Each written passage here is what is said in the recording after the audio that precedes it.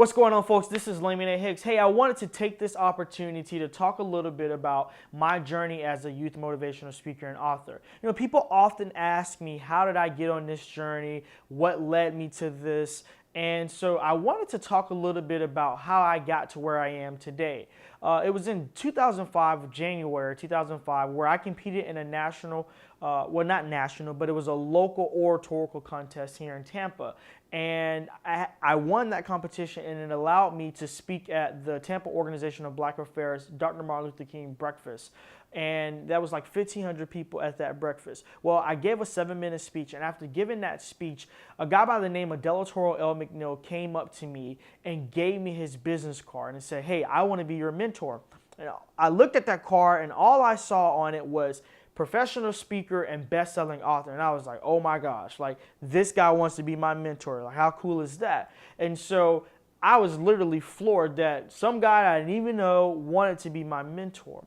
Later that year in May, I was being awarded for my scholastic achievement by the Hillsborough County School District.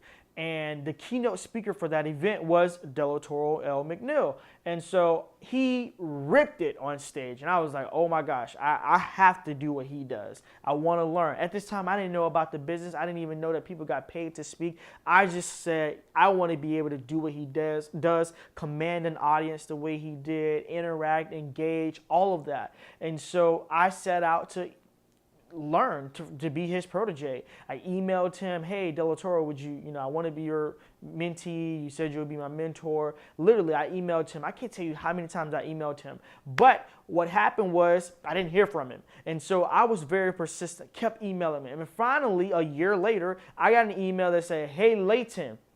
He didn't even get my name right, but he was like, if you want to be a speaker, this is what you need to do. You need to do A, B, and C. One of those things was I needed to join Toastmasters. He told me to read a book that he mentioned to me. Then he also told me, to come to one of his boot camps where he helps develop speakers. And so I literally was like, I got to do this. Now, I didn't join Toastmasters. I was in college and I felt like, you know what, I'm trying to do my college thing. I'm not going to worry about Toastmasters. But what I did do was I set out a path to find as many mentors in this business as I could.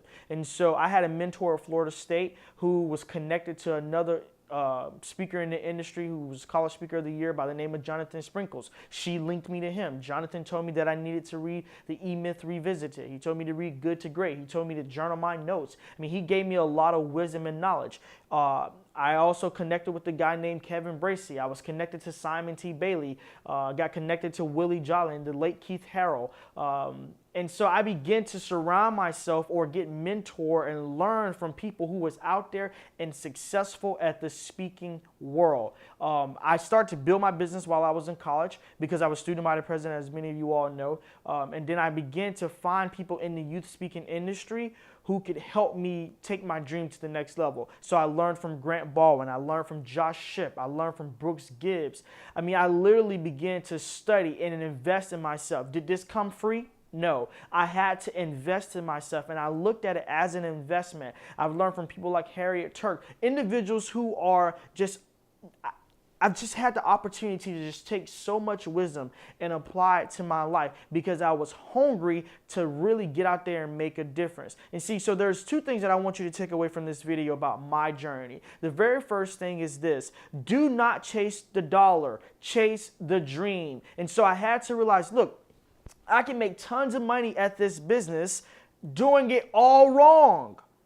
But I got to chase the dream. I have to chase the dream because even when the dollars do not sustain me, my drive to impact, to make a difference in the lives of young people all across America is what's going to sustain me. And so my dream currently sustains me today.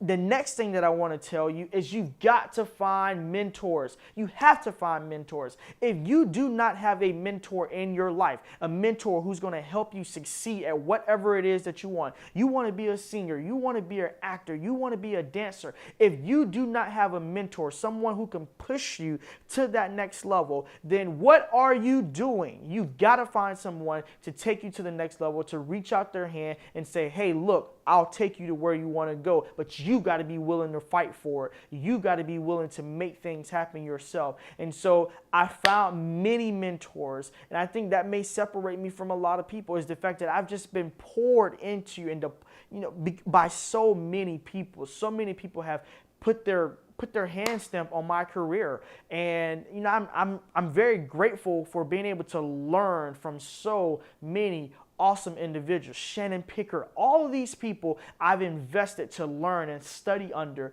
and I wouldn't trade it for anything in the world. So that's it. Literally, that's it. I've just chosen to be mentored, to be guided, to be helped, to be coached, to be told when I'm doing things wrong by people who are out there, who are doing it and being successful, and I've chosen not to chase the dollar, but to chase my dream.